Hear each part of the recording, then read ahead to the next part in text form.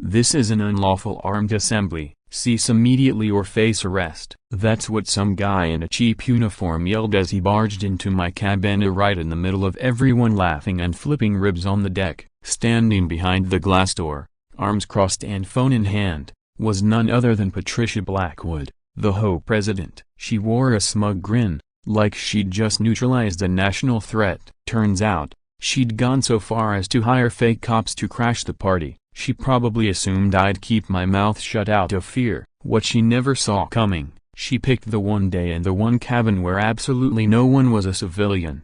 Of all the moments to stage her little stunt, this was the worst one possible. Want to see what happens when a nosy neighbor picks the wrong crowd to mess with? Stick around because none of them were ready for what followed. I was minding the grill, flipping ribs and listening to my SWAT buddies bicker over whether Tim's secret sauce was just ketchup with brown sugar, when our 15-year reunion turned into something out of a bad comedy sketch. The front door flew open, no knock, no warning, and in stumbled what might have been the worst imitation of law enforcement I've ever witnessed. 3 guys wearing dollar store police uniforms stormed in. The ringleader, a wiry guy with a plastic badge and an oversized uniform, leveled what I sincerely hoped was a fake weapon at my guests, yelling about illegal gatherings and weapons charges. His sidekicks tried to look intimidating, but one had his badge on upside down and the other wore sneakers with his uniform. What they didn't realize, they'd just interrupted a gathering of Colorado's elite SWAT unit. 8 of us,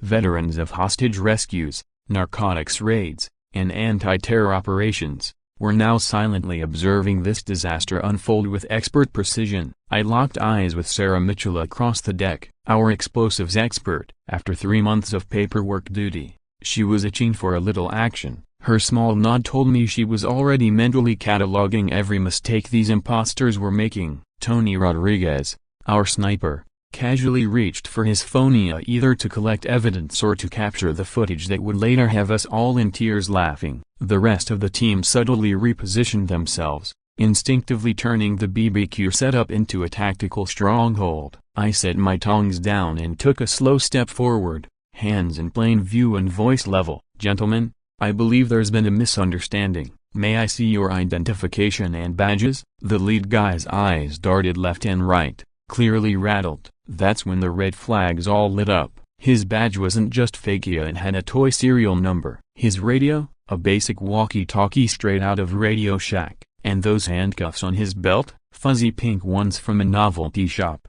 But the Pi-A-Dir Assista R-A- copyright assistance was the firearm. Now that I was closer, I realized it was a brightly colored water gun, painted black and still dripping what looked like food dye onto my hardwood floor. These guys weren't just bad at pretending, they were terrible actors. You don't need to see anything, the ringleader snapped, voice cracking under pressure. You're all under arrest for unlawful assembly and firearms violations. That's when Sarah burst out laughing. Her laugh was sharp and cutting, and it made the guy pale. Firearms violations?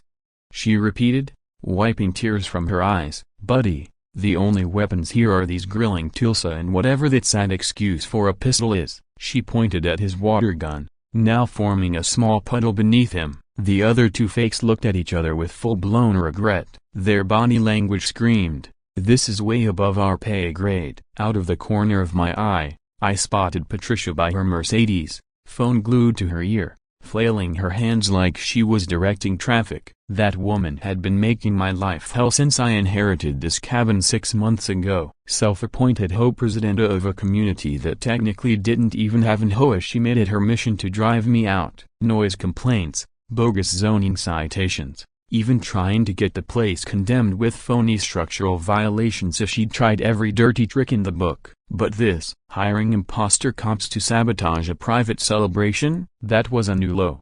I turned back to the 3 fake officers and decided it was time to shut it all down. Here's what's going to happen, I said, loud enough for Patricia to hear across the yard. You 3 are going to put your hands behind your heads and get on your knees. Not because you're under arrest, but because you're about to be questioned by actual law enforcement. At that cue, my teammate Tess's 7-seasoned SWAT officer stepped into a clean semicircle around the would-be officers. Calm, composed, and unmistakably professional. Gentlemen, I said, Say hello to Colorado SWAT Team Alpha. We were just celebrating 15 years of locking up real criminals. The fake cops looked like they'd seen a ghost. The leader dropped his water gun on the deck with a loud clatter and threw his hands up. We're just actors, he blurted. We were hired by some lady from Mountain View Casting. She said we were filming a scene for a community conflict documentary. We had scripts. He was visibly trembling now,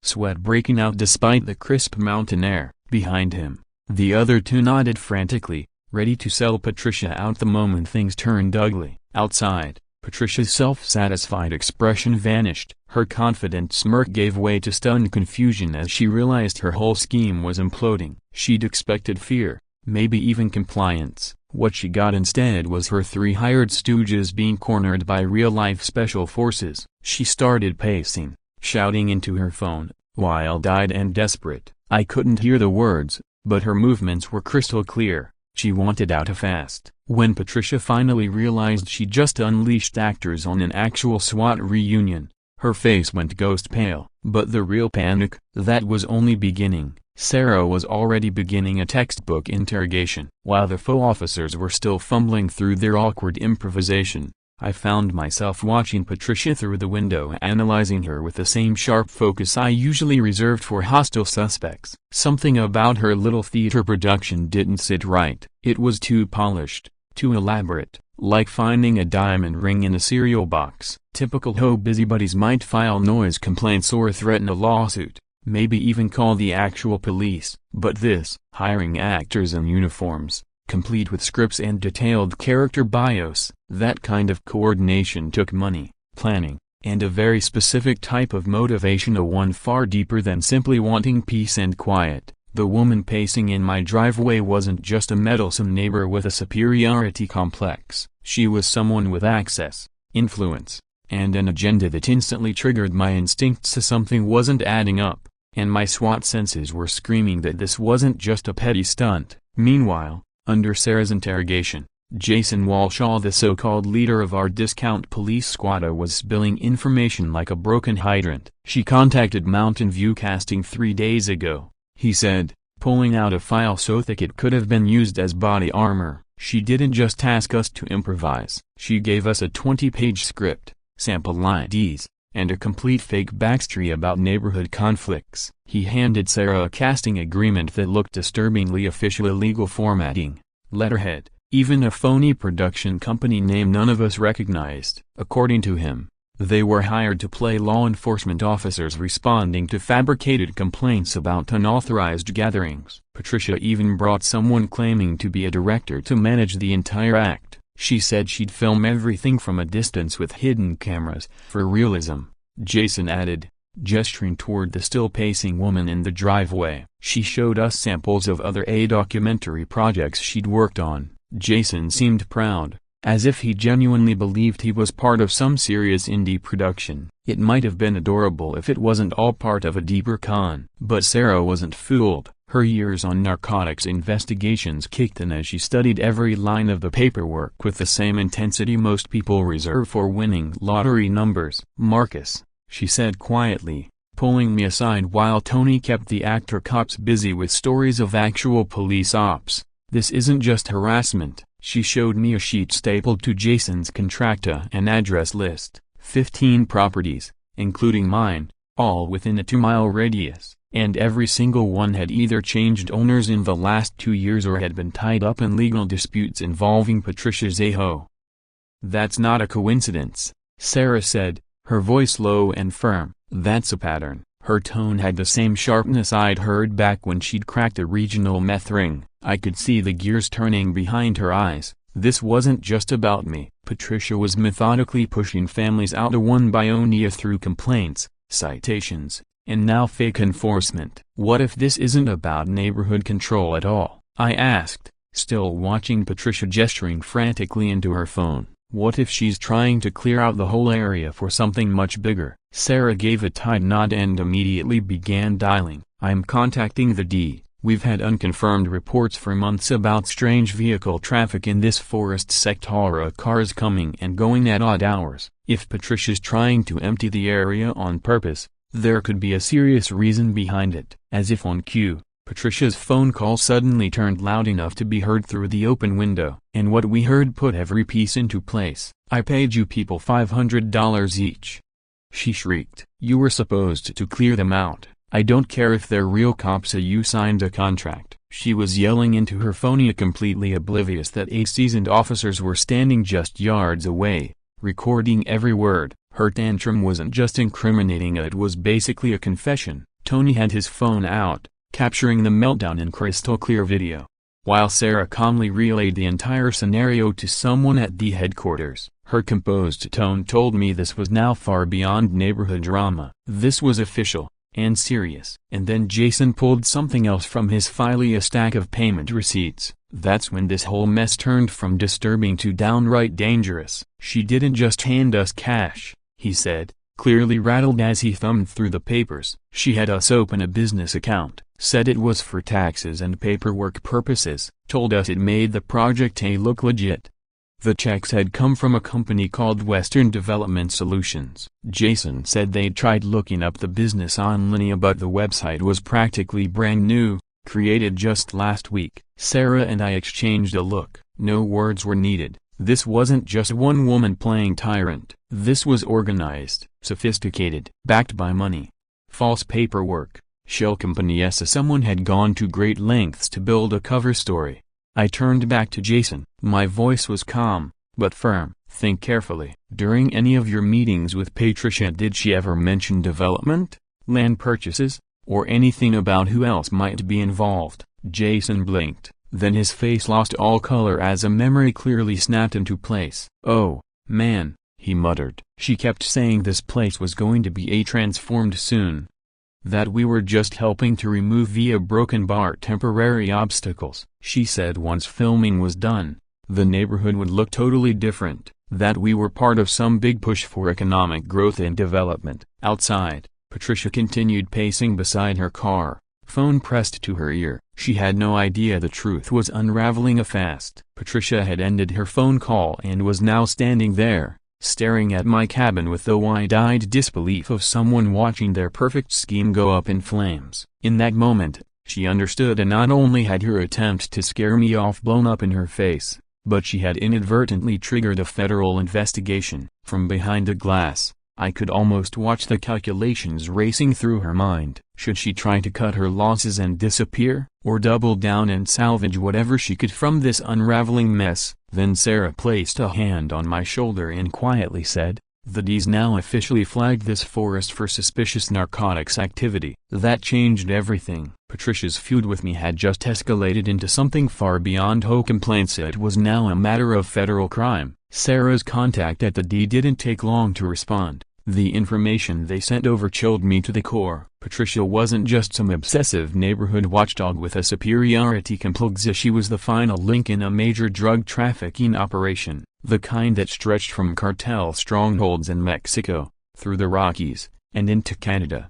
Apparently, the cave network under my inherited cabin and the surrounding woods had been acting as a massive, hidden drug transit hub for years. 5 years, to be exact. And Patricia's relentless campaign to claim every property around wasn't about neighborhood control, it was about keeping this trafficking corridor untouched and unseen. The place my grandfather had left me, which I thought was just a quiet mountain getaway, was actually sitting on the front door of what might be one of the largest underground narcotics storage and distribution facilities in the entire western United States. The truth about Patricia hit like a flash bang. According to Sarah's background check, Patricia Blackwood used to be a respected real estate attorney in Denver, closing multi-million-dollar property deals, living a life of luxury with her high-powered husband. That life shattered 3 years ago when he emptied their accounts, left her for his secretary, and dumped $2 million in bad investments into her lap. The betrayal didn't just ruin her financially, it fractured her entirely. She went from a woman with control over every part of her life to someone discarded and drowning in debt.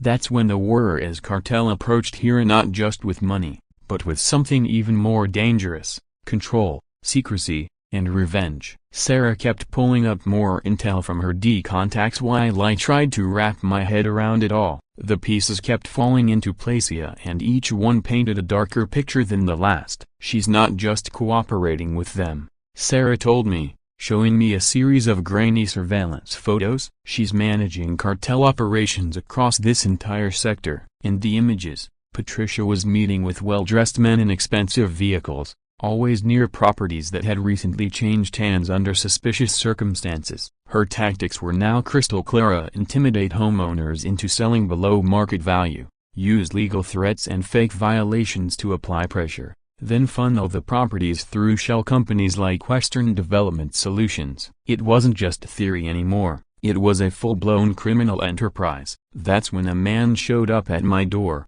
looking like he'd just walked off a job site. He introduced himself as Tommy Rodriguez, a man in his 50s wearing paint-stained clothes and carrying a tool bag held together by sheer willpower. "Heard Patricia's given a new hell," he said, shaking my hand. "Name's Tommy. Used to own 10 acres right next to yours, till that woman made my life miserable for the better part of a year." His story matched what we were learning, point by point. She hit him with noise complaints about his workshop, filed fake environmental violations, and sent anonymous tips to the county claiming his woodworking chemicals were polluting the groundwater. Then came the offer of $30,000 for land worth 3 times that. When he refused, she threatened to drag him through court until he lost everything. "I gave in just to make it stop," he admitted. "Worst mistake I ever made." But Tommy wasn't just there to share a cautionary tale. He had photos. "After I sold, I kept driving by the old place in nostalgia, you know? Then I started seeing trucks, big rigs, with Mexican plates, always showing up around 2 or 3 in the morning." He pulled out his phone and showed me the images. Grainy, sure, yeah, but what they showed was undeniable. Loaded semi-trucks heading into the woods behind his old workshop, and returning empty hours later. And not just trucks, armed men, tactical gear, the kind of security you don't hire unless you're moving something highly illegal. "I thought maybe it was logging gear at first," he said. "But loggers don't roll out in the dead of night, and they sure don't carry ours." Sarah was already on her second call with D headquarters when Patricia made her next move, a bold one that confirmed everything we'd begun to suspect. 3 black SUVs pulled into my driveway, kicking up gravel. Out stepped what could only be described as a low-budget cartel intimidation squad. Patricia emerged from the lead vehicle dressed in designer clothes, looking more like she was headed to a board meeting than an attempted strong-arm session. She was flanked by 2 men in cheap suits who were clearly trying and failing to look like professionals, but the tattoos peeking out from their collars, the dead stares, and the too deliberate posture told us all we needed to know. These weren't business associates. These were enforcers. "Mr. Garrett," Patricia called out sweetly, her voice laced with fake warmth, "I think it's time we had a serious conversation about your place in this community." The absurdity of it nearly made me laugh, as she was trying to threaten a SWAT unit with second-tier cartel thugs. But then again, Patricia had probably never faced anyone who didn't crumble the moment she raised her voice. Tommy took one look at the muscle behind her and whispered, "That's them. That's the crew I saw with the trucks." The tall one, skull tattoo on the neck, he always rode shotgun in the lead vehicle. If there was any doubt before, it was gone now. This wasn't intimidation. This was the real deal. Sarah ended her call and walked over, face tight with purpose, the kind of look that only meant one thing: federal authorities were now locked onto our location, and what came next was going to change everything. "Good news and bad news," she said. Sarah slipped her phone back into her pocket and gave me a look that said everything. "Here's the good news," she said. "D's been tracking this cartel pipeline for months, and now they've got real-time ground intel thanks to us." Her tone shifted. "The bad news?" Patricia just summoned what they're pretty sure is a cleanup team meant to wipe out anyone who knows too much. Outside, Patricia was still pacing across the yard, spewing threats like a villain in a low-budget crime movie, completely unaware that multiple federal agencies were now listening in on every word. "This neighborhood is undergoing some broken bar changes," she called out, "and those who resist change tend to find life becomes very inconvenient. I'd hate for you to experience the kind of misfortune that usually motivates people to move." Her 2 so-called associates weren't trying to hide their intent. Their stances, their glances, their calculated positioning, it all screamed that this wasn't a conversation. It was a setup. They were quietly establishing firing lines, identifying exits. This was preparation for violence. What Patricia didn't realize was that while she played mob boss on my front lawn, federal agents were quietly surrounding her entire operation in the woods. The D had been preparing for this day for months, and now, all they needed was a spark. When Tommy showed me those photos of armed convoys disappearing into the trees behind his old workshop, it hit me this wasn't just local corruption, this was industrial-scale criminal activity, hidden in plain sight. And Patricia was about to learn what happens when you pick a fight with trained federal officers. While the scene outside simmered, I remembered something my grandfather once told me not long before he passed. "Marcus," he'd said with a faraway look in his eyes, "if trouble ever comes to the cabana broken bar, check the old steamer trunk in the basement. Everything you'll need is there." At the time, I'd brushed it off as nostalgic rambling, and maybe some dust I wore memorabilia or family heirlooms.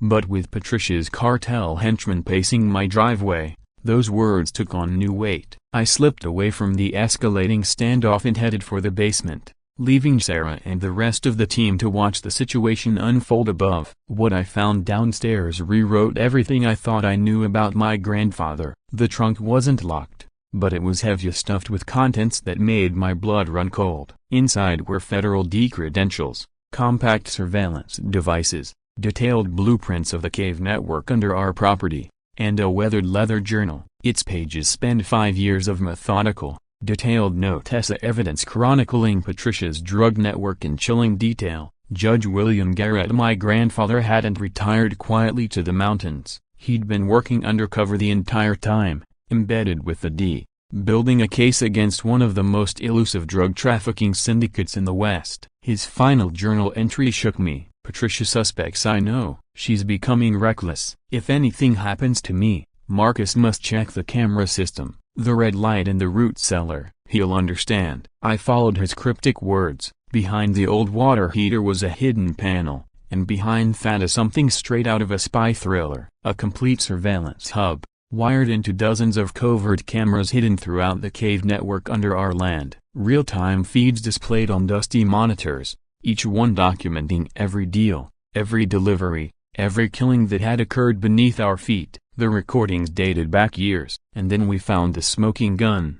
Archived footage on a secure server showed Patricia herself commanding operations, giving orders, and worst of all, overseeing the execution of 3 people who had discovered the truth. One was a mining engineer who accidentally stumbled across the caves during a survey. The second a Denver journalist investigating unusual land purchases. And the third, Sheriff Robert Harris, a man who'd decided to blow the whistle a broken bar and paid the price for it. The server held more than just footage. It was a digital arsenal, financial documents detailing millions laundered through Western Development Solutions, logistical plans, cartel leadership charts, and most damning of all, a list of every law enforcement and government official who had been bribed or coerced to stay quiet. My grandfather hadn't just been watching, he had everything. He'd built the case that could annihilate the entire network. I called Sarah down. She stood in stunned silence as the weight of what we'd uncovered sank in. "Marcus, a broken bar," she said, her voice a mixture of awe and urgency. "Your grandfather wasn't just any agent. He was Agent William Garrett, deep cover out of Delaware. He's a legend in the agency." She swiped through the files, her hands slightly trembling. "Everyone thought he died before completing his mission, but he didn't. He finished it." Without hesitation, Sarah started dialing. Her voice grew sharp and focused as she relayed what we had to decommand. "We're sitting on enough evidence to dismantle the entire Juarez network across the American Southwest. This isn't just a case, this is historic." But the most critical piece wasn't in the journal or the video file essay. It was tucked inside a sealed envelope labeled, Operation Grandfather's Revenge. It was his failsafe plan. My grandfather had anticipated that he might not live to see the takedown, so he'd created a dead man's switch. The surveillance system wasn't just collecting data. If the right sequence was triggered, if the operation was at risk, it would simultaneously alert every relevant agency, D, FBI, Border Patrol, and local law enforcement. All I had to do was activate it, and once I did, Patricia's empire would face Judgment Day. Just as I reached for the switch, Headlights pierced the driveway. A black SUV stopped at the edge of the gravel. Out stepped a woman with no-nonsense energy and sharp eyes. She flashed a badge as she approached. "Mr. Garrett?" she asked. "I'm Agent Lisa Hawthorne, D." I nodded. She stepped inside, scanned the basement, and her face softened just slightly. "I'm sorry for your loss," she said. "Your grandfather was one of the most respected agents we ever worked with. He's the reason we even knew about this network." She glanced at the screens, the files, the photos, then looked me straight in the eyes. "He's also the reason we're about to shut it down for good."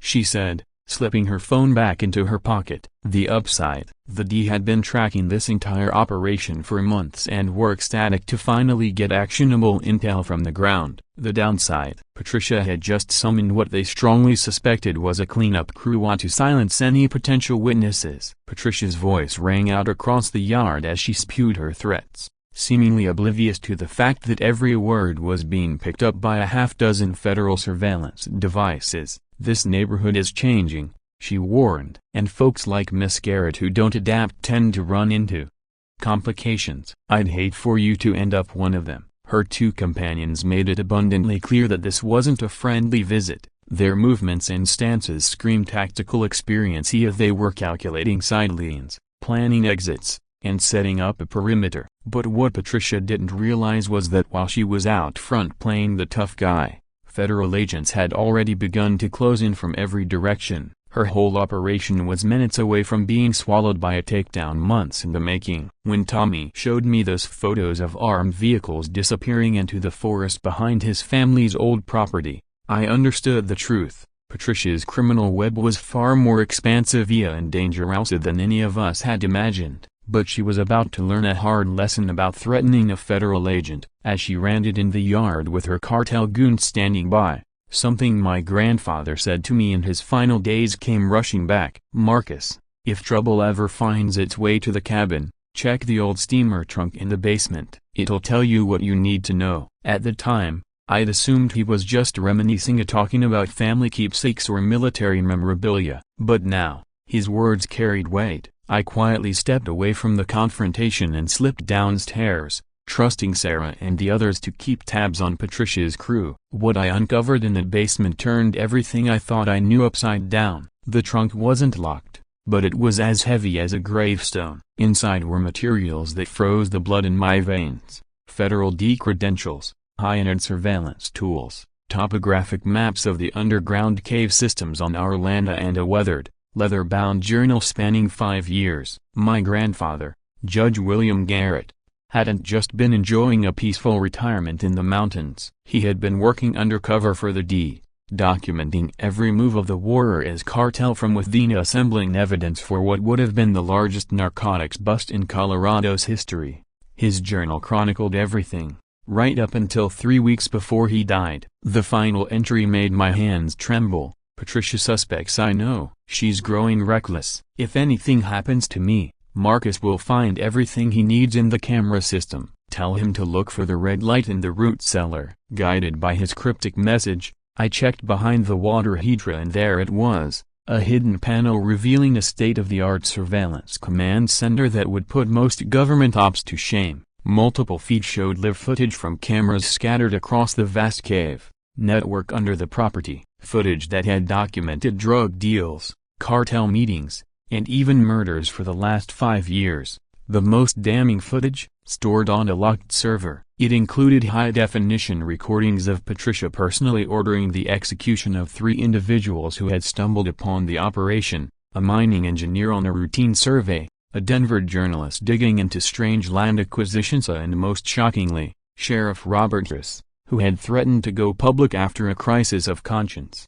The server didn't just hold video proof, it had the cartel's financials, shipping manifests for hundreds of millions in illegal product, and detailed records of the politicians, officials, and law enforcement agents who had been bought off to keep everything under wraps. My grandfather had been preparing a case that could have unraveled one of North America's most powerful drug networks until he died before handing it over. I called Sarah down to see what I'd found. Her expression said it all. "Marcus," she breathed as she flipped through file after file, Your grandfather wasn't just a judge. He was Agent William Garrett at Delaware Division. He's a legend in the Bureau. We always suspected he was still working cases after retirement, a broken bar, but we thought he died before finishing this one. She immediately pulled out her phone and began placing urgent calls to her contacts at DHQ. The implications were staggering. This wasn't just a bust. It was a dismantling, a collapse of an entire trafficking empire that spanned nations. And at the heart of it all was my grandfather's final plan, cleverly outlined in a folder titled Operation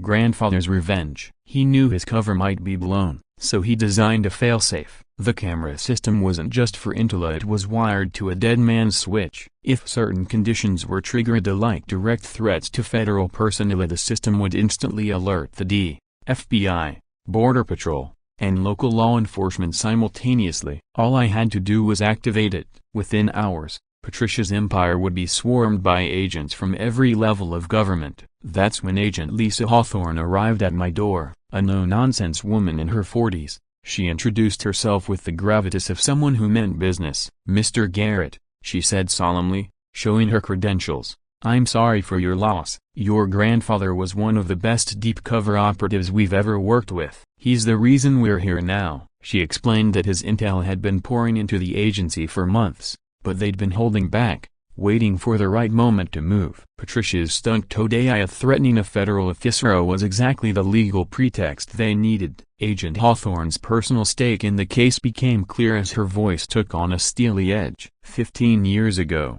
my younger brother, Danny, died from a heroin overdose. That batch came through this very network. I've been chasing the Juarez cartel ever since. Your grandfather's evidence is going to end Thesa for good. Outside, Patricia continued posturing, utterly unaware that she had just set in motion the collapse of her entire operation. Agent Hawthorne watched her with a grim smile, then turned to me. "She has no clue. She just stepped into a trap your grandfather spent half a decade building, and now we're about to snap it shut." We didn't have to wait long. Patricia, clearly panicking, pulled out her phone and made the dumbest call of her life. Our surveillance gear picked up every word. "I need the cleanup crew now. We've got a federal situation and it needs to disappear permanently." Little did she know, the call was being recorded by half a dozen federal agencies. Her desperation was practically gift-wrapped for the prosecution. Then, she and one of her henchmen slipped around the back of the cabana, heading straight toward the hidden entrance to the caves. Hawthorne's eyes lit up. "She's trying to move the product," she whispered, already pulling tactical gear from her duffel. "That's exactly what we needed." Transporting narcotics during an active federal case. She just earned herself an extra few decades. But Patricia didn't know we were 2 steps ahead. 3 days earlier, while she was busy organizing her fake intimidation stunt, Sarah and I had swapped out the cartel's prized shipment with something a little less illegal. Every kilogram of premium Colombian cocaine had been replaced with organic, whole wheat flour, carefully packaged and even labeled gluten-free and non-GMO for authenticity. It took us 6 hours to pull it off, but the payoff would be worth it. Watching Patricia try to explain to the cartel why a $250 million shipment had turned into baking ingredients, priceless. And just when I thought it couldn't get more surreal, Mayor Bradley Donovan rolled up with a full entourage of city flags, police escort, legal team and all. "Miss Garrett," he said, puffed up with self-importance, "I'm here to inform you that your property has been marked for emergency municipal acquisition. You've got 24 hours to vacate before condemnation begins." He was trying to legally seize my land in the middle of a federal investigation, but Hawthorne was ready. She stepped out onto the porch, D-badge shining, her tone razor-sharp. "Mayor Donovan," she said with a cold smile, "this property is part of an active multi-agency drug investigation. Your eminent domain stunt, that's going to have to wait." She handed him paperwork that drained the color from his face. "Interfering with a federal case carries a minimum 5-year sentence," she added casually. The mayor sputtered something about proper legal procedures, but Hawthorne was already recording. "You just tried to seize federal evidence," she said, "in coordination with a known cartel figure. That's conspiracy, Mr. Mayor." Just then, Patricia emerged from the cave, looking like she'd survived a bakery explosion, head to toe in white powder. Her product as she looked utterly defeated. Her enforcers stared at her, clearly confused. Why was their boss covered in flour like she lost a fight with a cake mixer? The shipment's compromised, she said, clearly shaken and completely unaware that her every word was going on record. Her statement was the final piece of evidence we needed. It gave Agent Hawthorne the legal green light to initiate the takedown. With her arrival, it became clear that the federal plan my grandfather had spent years orchestrating was now fully underway, and Patricia's desperate show of intimidation had just kicked off a law enforcement operation she never saw coming. Hawthorne's dedication to the case came into sharp focus when she shared why she'd pursued Patricia's network with such intensity. 15 years ago, my younger brother Danny died of a heroin overdose, she said, her voice tight with restrained grief. That heroin came through the very supply chain Patricia is part of. Since then, I've been tracking the Waters cartel. Your grandfather's intelligence finally gave us what we needed to bring them down for good. This wasn't just about fulfilling a federal mission, it was personal. For Hawthorne, this was about stopping the kind of loss that had wrecked her own family from touching others. She had the authority and resources that local departments simply couldn't match, and her commitment meant she wasn't backing off until every player in Patricia's web was dismantled. Outside, Patricia was still posturing, barking orders, issuing threats, assuming this was just another scare tactic she could control. She hadn't realized that federal agents were already surrounding the forest, waiting for her next move to justify the final push. Hawthorne glanced out the window, eyes narrowing as Patricia gestured frantically into her phone. Then she turned to me with a hard-edged smile that meant the moment had finally arrived. "Mr. Garrett," she said, "Patricia has no idea she just walked straight into the trap your grandfather spent 5 years building, and now,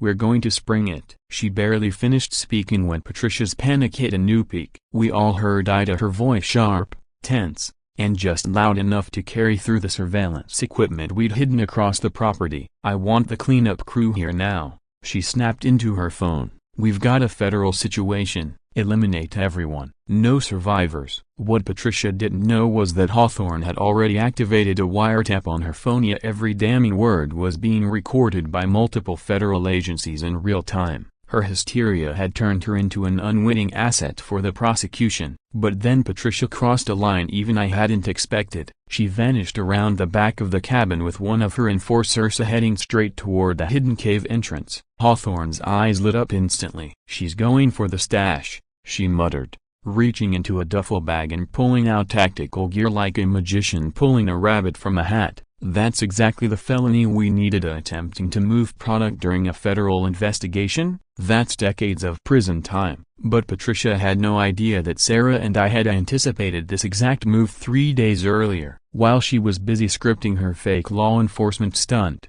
we had quietly replaced her entire stock, fully half a ton of pure Colombian cocaine, with 500 kilograms of organic, gluten-free whole wheat flour from the local co-op. We even added eco-friendly non-GMO labels just to twist the knife. Watching Patricia try to explain to her cartel contacts why their $250 million shipment had turned into baking ingredients was going to be the highlight of my year. That's when Mayor Bradley Donovan rolled up with a full entourage, no less. He arrived in a city vehicle, police escort in tow, flanked by his chief of staff and enough lawyers to fill a courtroom. "Miss Garrett," he declared pompously, "I'm here in my official role to inform you that this property has been claimed for emergency municipal use under eminent domain. You have 24 hours to vacate before the site is condemned." The gall was staggering. He was trying to seize my land while a federal drug investigation was actively unfolding on it. But Hawthorne was ready. She stepped onto the porch like she owned the place,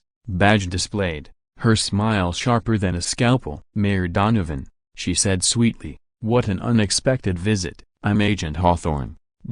I'm afraid your eminent domain stunt is going to have to. This property is currently a federal crime scene tied to a multi-agency narcotics investigation." She handed him a packet of official documents that turned his face an ashen shade of panic. "Any attempt to interfere with this operation qualifies as obstruction of justice," she added. "Minimum 5 years in federal prison."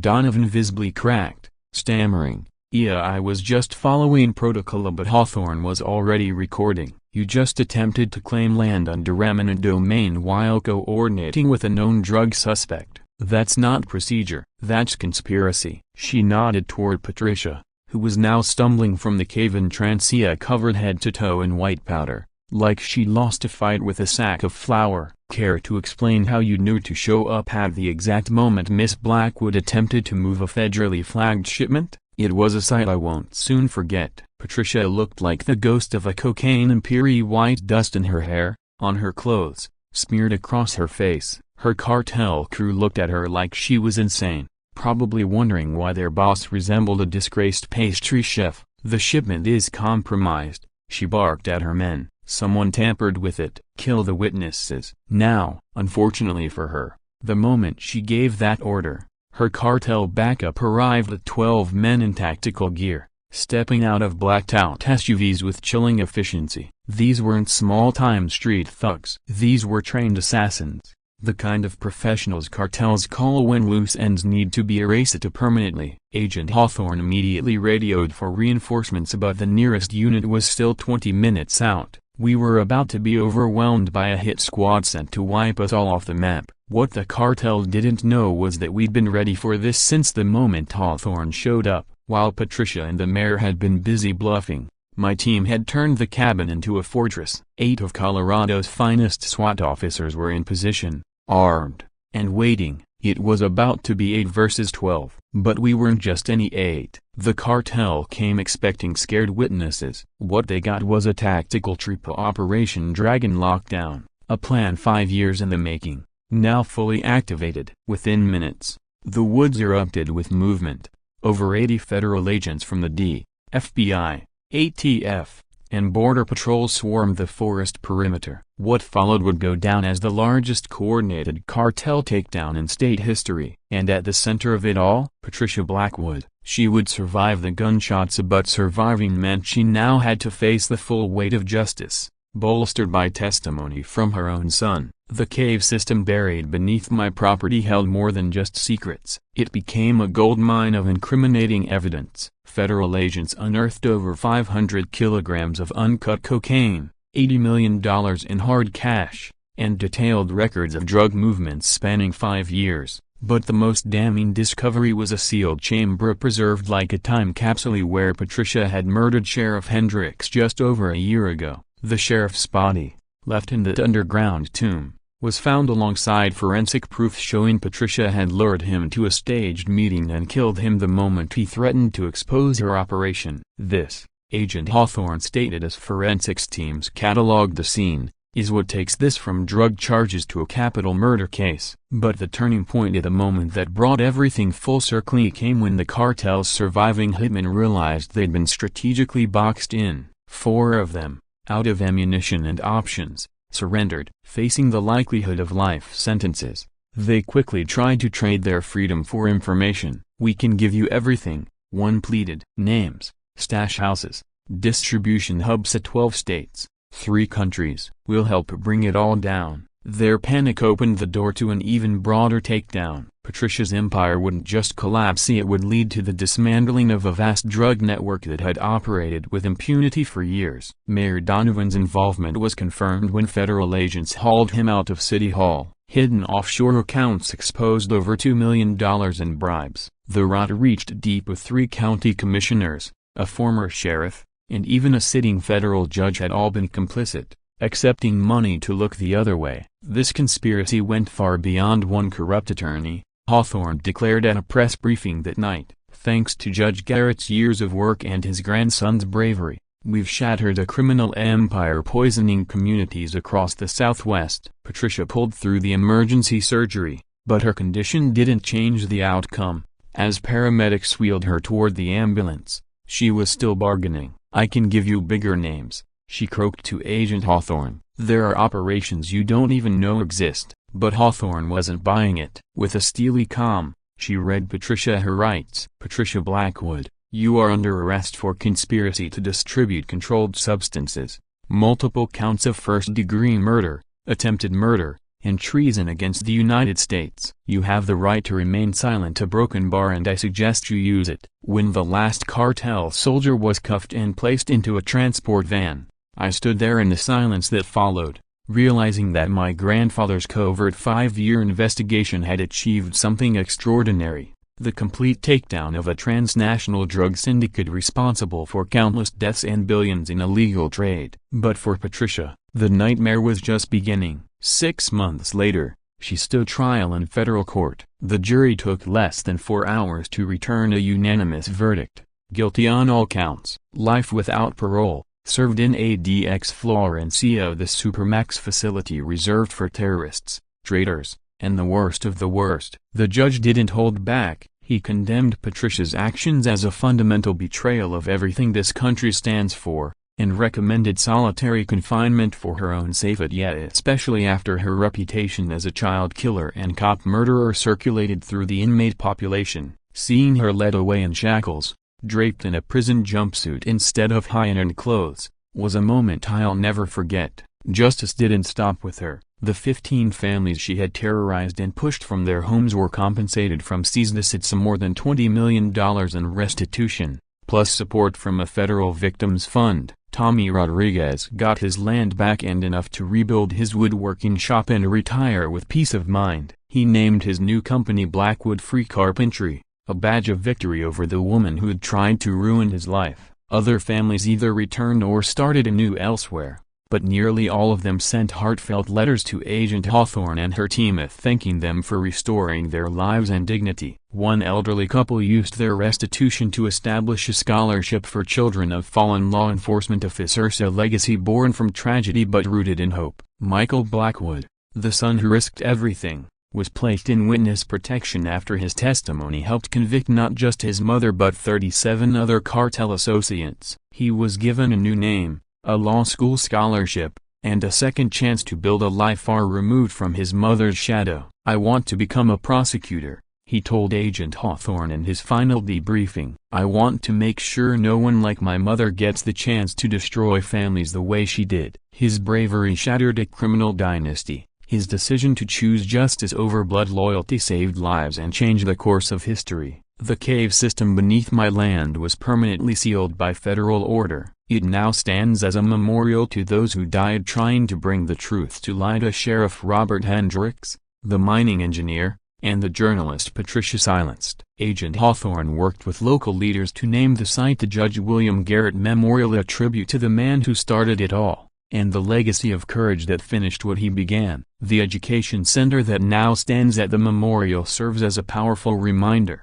It welcomes school groups and law enforcement trainees, offering real lessons about the perils of drug trafficking and the importance of staying vigilant as a community. My grandfather's 5-year undercover mission didn't just dismantle a massive criminal empire, it left behind a legacy that continues to protect other communities from falling victim to the same kind of corruption and violence. My SWAT team and I began a tradition, an annual barbecue at the cabin on the anniversary of Patricia's arrest. What started as a quiet get-together for 8 of us grew into something much bigger. Now known as Justice Day, the event brings together over 100 people, local law enforcement, federal agents, survivors, and community members who all share a commitment to accountability and justice. Sarah Mitchell, now heading the D's Rocky Mountain region after her pivotal role in the Blackwood Kazi, never misses it. Every year, she shares stories of how the case's ripple effects helped spur similar takedowns across the country. But what amused us most was how Patricia tried to keep her manipulative streak alive even behind bars. Agent Hawthorne,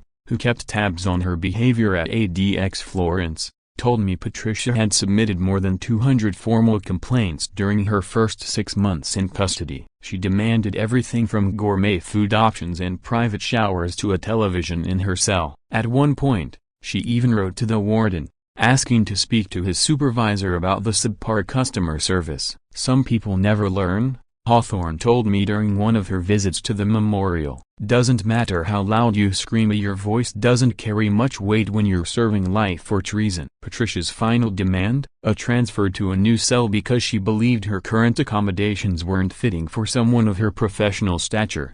Apparently, she had forgotten that ADX Florence is designed to be equally unpleasant for everyone who ends up there. The broader success of Operation Dragon Lockdown was staggering. It didn't stop at our small mountain town. It led to the arrest and prosecution of more than 300 people across a dozen states and 3 countries. The Juarez cartel's entire U.S. operation was obliterated, its supply chains were dismantled, and its leaders were either dead or locked away for life. Agent Hawthorne later estimated that the sting kept over $10 billion worth of narcotics off American streets. But more importantly, it saved lives that would have otherwise been destroyed by addiction, violence, and corruption. The operation's success prompted greater funding for federal anti-drug initiatives and laid the groundwork for new procedures to root out corruption in government agencies. One evening, I sat out on the deck of the cabin, watching the wind move through the trees. Those woods, once hiding one of the largest drug enterprises in the country, were peaceful now. I found myself thinking about everything Patricia's downfall had taught USA about power, abuse, and justice. She had once been a respected professional who lost everything due to betrayal, but instead of rebuilding her life the right way,